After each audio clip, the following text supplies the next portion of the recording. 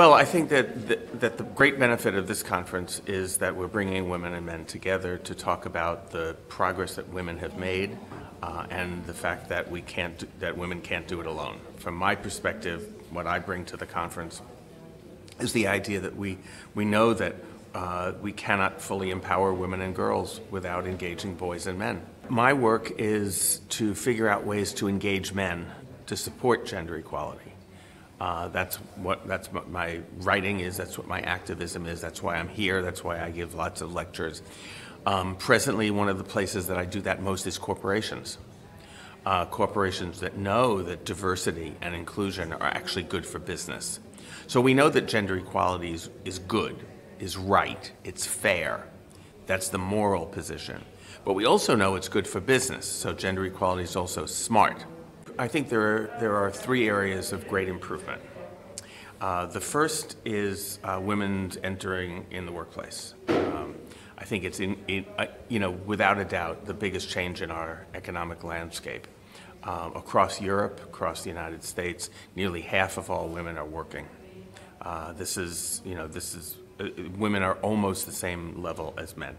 Second big change in the States is girls playing sports. In 1970, when we put in Title IX, which is a program that says if your school gets federal funding, gets government funding, you must provide an equal number of dollars for girls' sports and boys' sports. Otherwise, it's discrimination. In 1970, about 14%, that's 14%, of girls played sports. Today, it's about 45%. And the third thing, and I bet you would agree with this. At least I hope you would agree with this. I have a millennial son. The biggest change between his generation and my generation is his friendships with girls. 25 years ago, when I started teaching, I would walk into a university class and I would say, who here has a good friend of the opposite sex? Maybe 10% of the hands would go up. Now I walk into any university class anywhere in the United States and I say, is there anyone here who doesn't have a good friend of the opposite sex? I never see a hand. Why is this possible? Because who do you make friends with? You make friends not with your boss, not with your subordinates.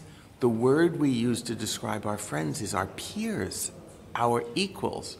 So I would say, this is very optimistic, but I would say young people have more experience with interpersonal gender equality than any generation ever. So to me, that ideal world would be one where we weren't judged by the color of our skin or our gender or our sexuality, by the people we want to make love with, but rather by who we are, what we bring. One of my friends says that the biggest change would be that we recognize that we're linked, not ranked.